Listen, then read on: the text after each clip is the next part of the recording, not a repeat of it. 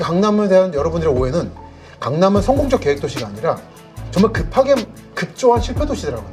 확장 강남, 반도체와 강남적 양식이 내려가고 있는, 이거는 가능한데 이게 강남을 대체할 수는 없다.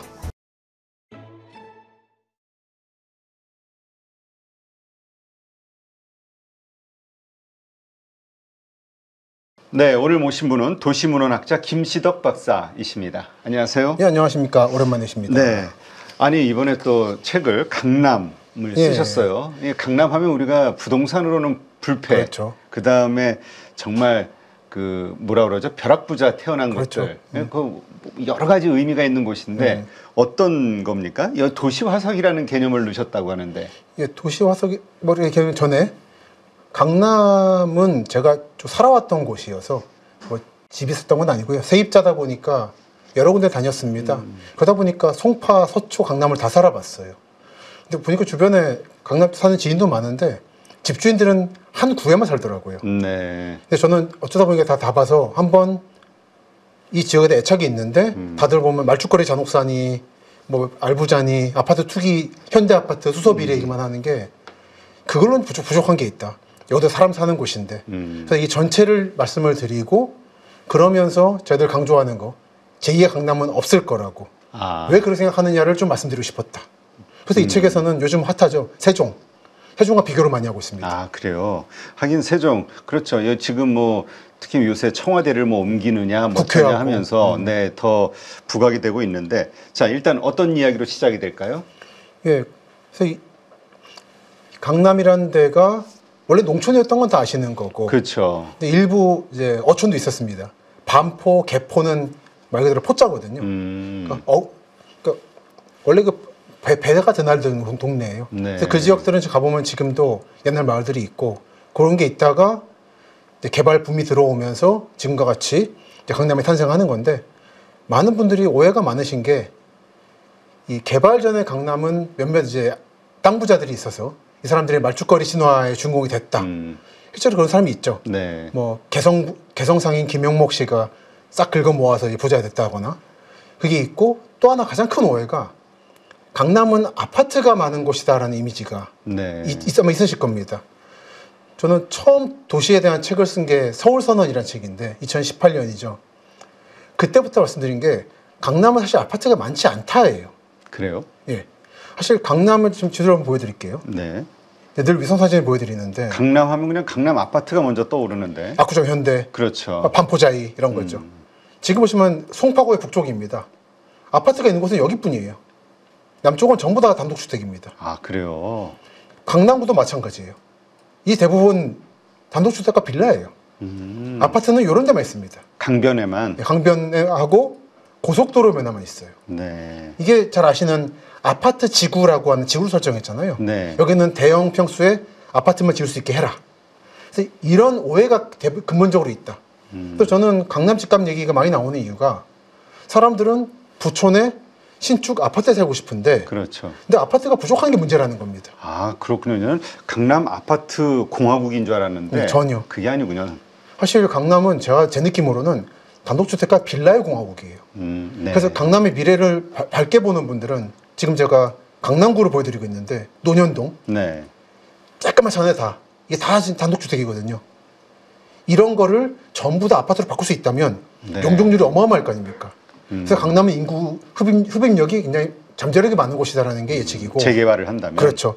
근데 물론 대단히 어렵다라는 게 저희 예측이기도 한 거죠. 네. 근데 이런 갈등들을 얘기를 해야지, 강남은 이퀄 아파트고 아파트가 너무 많으니까 더 이상 짓지 못하게 하고 재건축 규제하고 층고 규제해야 된다고 나가는 거는 현실을 근본적으로 모르고 말하는 거다. 네. 그게 타지에서 강남 바라보다 보니까 그렇게 말하는 거고, 저는 안에서 바라보다 보니까 그런 게 아닌데라는 생각이 늘 있었어요. 그래서 이런 오해를 풀고 싶었다라는 느낌이었습니다. 자, 그렇다면 아까도 잠깐 말씀드렸지만 도시 화석이라는 개념, 이거는 뭘 얘기하는 거예요?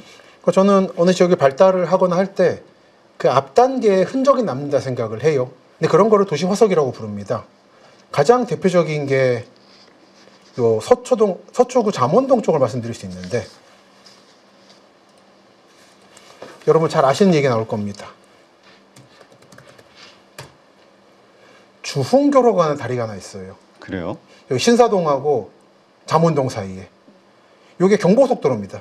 네. 그 터미널에서 논현 가는 길에 핵심 있는 다리예요. 근데 이 뜻이 뭐냐라는 것부터 시작할 수 있습니다. 이 김주용이라는 사람이 1900년대 초에 살았는데 강북의 그 자선가였어요. 네. 이분 돌아가신 다음에 아드님이 계속 자선 사업을 하다가 1925년 홍수 때 이 지역이 전부 물에 잠겨버립니다. 네. 강남 홍수 얘기 말씀 많이 드렸잖아요. 그렇죠. 그 가장 컸던 충격이 1925년이에요. 100년 전. 아. 그래서 그때 요 한신랜드, 한신 26차 이런 데들이 전부 잠기니까 사람들이 갈 곳이 없었습니다. 네. 그때 김주용 씨가 소문을 듣고는 요 신사동 쪽에다가 마을을 만들어줬습니다. 네. 그래서 김주용 씨가 흥하게 했다 그래서 주흥동이라는 이름이 생겨요. 아, 그래요. 이 다리 이름은 그 흔적이에요. 주흥교.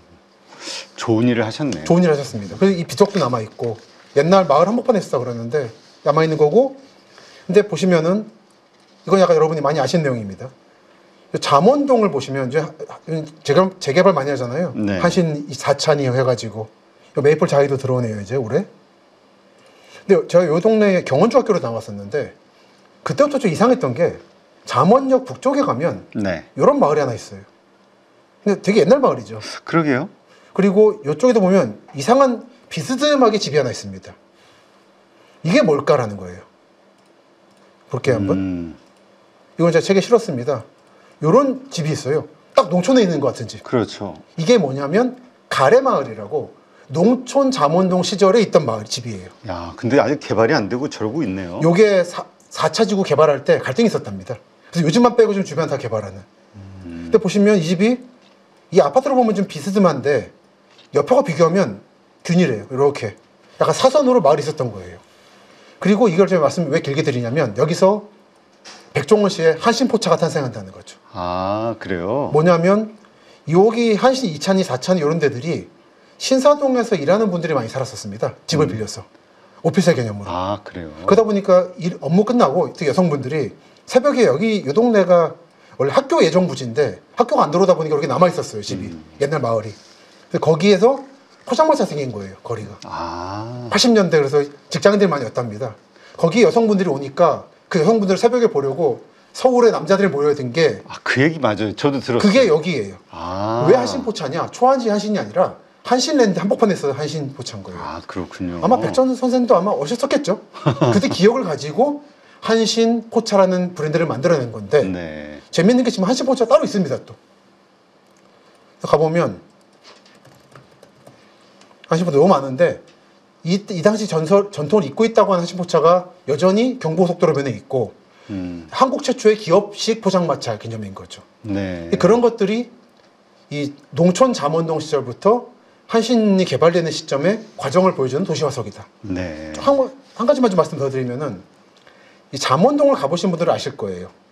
이 10만포 같은 데는 여기 우성이라든지 네. 뭐 주공이라든지 정연합니다. 1, 2, 3, 4식으로. 근데 여기 한신들은 번호가 좀 이상해요. 4차 옆에 20몇 차가 있고 그렇습니다. 아, 그래요? 왜 그런 거예요? 번호가 섞여 있어요. 왜냐하면은 아파트 지구를 설정하고 나니까 소규모 토지주들이 자기 개발할 길을 막혀버린 겁니다. 네. 단독을 못 짓게 한 거예요. 그러니까 땅을 조금씩 판 겁니다.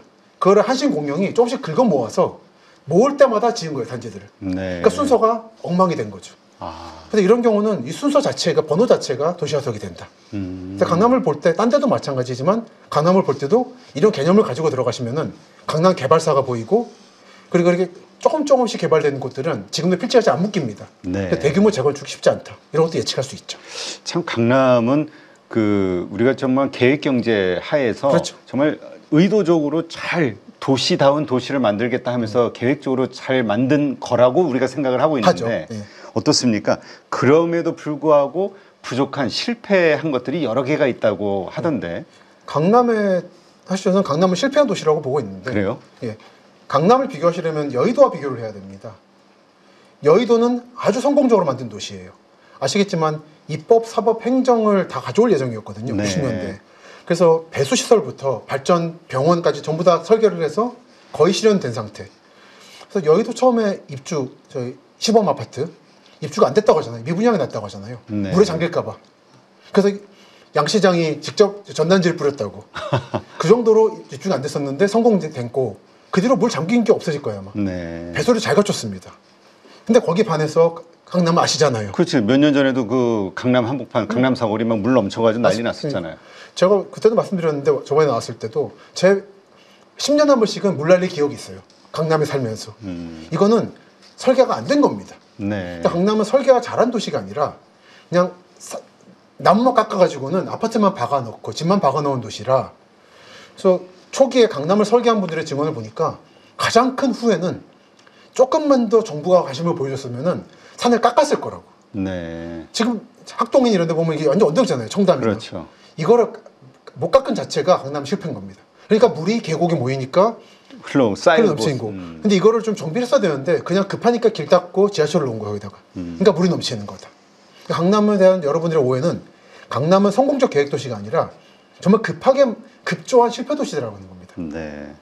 그럼에도 불구하고 가장 그 집값이 비싸기도 그렇죠. 하고 그렇죠. 먼저 오르기도 하고 그렇죠. 사람들이 살고 싶어 하기도 하고 네. 여러 가지 면에서 아주 압도적인 도시란 그렇죠. 말이에요. 맞습니다. 왜 그런 거예요? 부동산은 심리라는 말씀을 드리고요.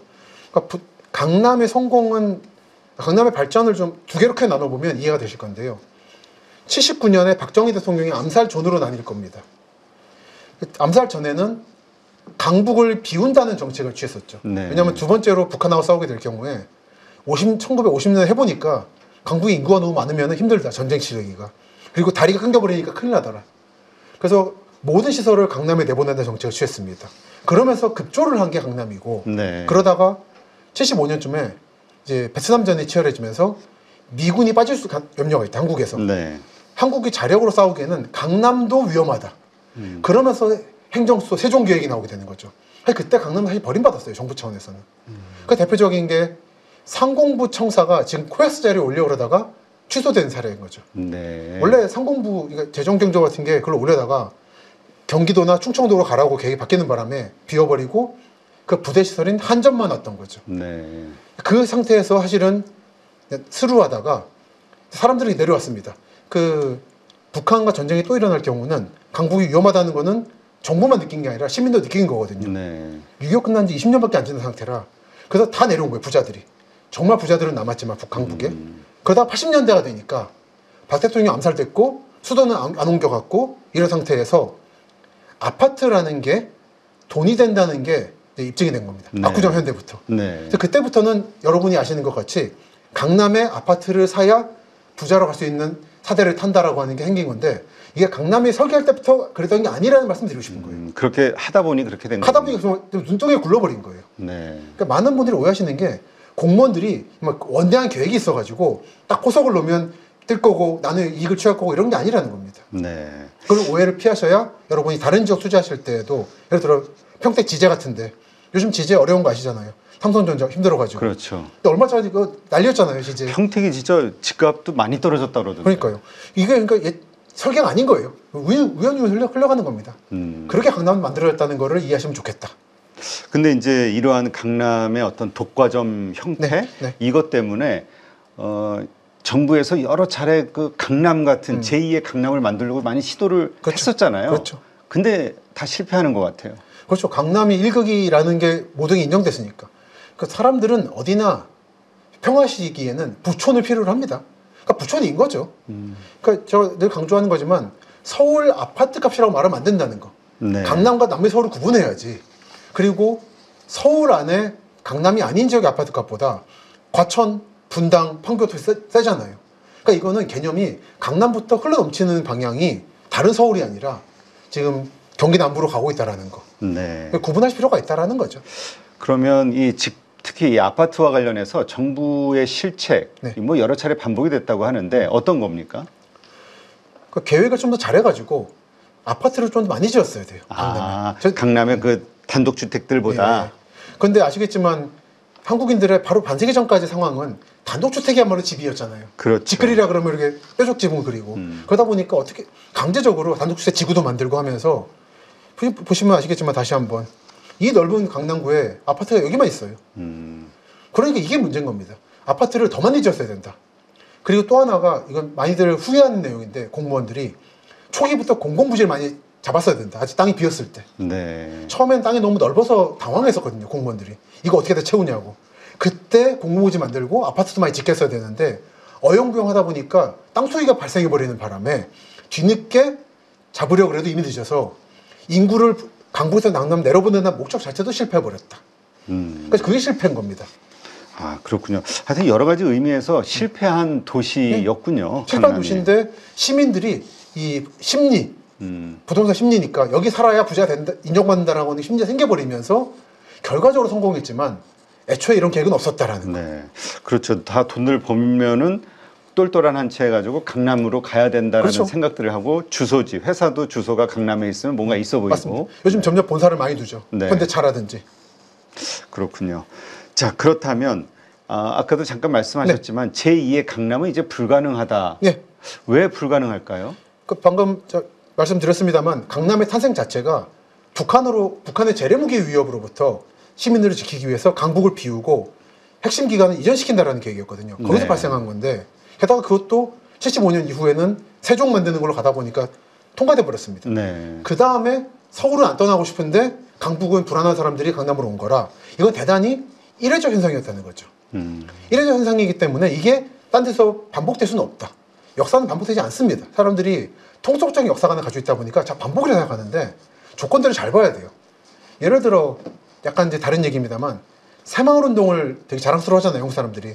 그 수출하려고 그러는데 이거는 재현될 수 없는 겁니다. 그때 한 번 있었던 일인 거예요. 우리의 그때 특성, 예. 그 환경에 맞는 북한과의 체제 경쟁 네. 그리고 쌀 자급화 문제들인 거지 이게 기계 공식처럼 딱딱 맞추면 되는 게 아닌 겁니다. 그래서 강남은 이례적이었다. 만약에 박 대통령이 살아있었으면은 원래 계획이 85년쯤부터 세종 건설을 시작하는 거였거든요. 네. 2000년까지 가는.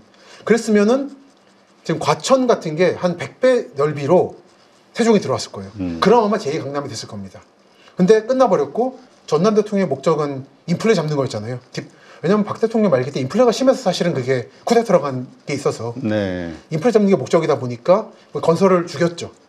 그러다 보니까 세종은 크지 못한 거고 겨우 만든 게 계룡대 정도. 네. 그러다 보니까 제2강남은 우발적으로 만들어진 거기 때문에 재현될 수 없는 거고 다만 제가 늘 말씀드리는 확장 강남, 반도체와 강남적 양식이 내려가고 있는 이거는 가능한데 이게 강남을 대체할 수는 없다. 네. 강남에 버금가는 것들이 포도농구처럼 만들어지고 있는 건 사실이다.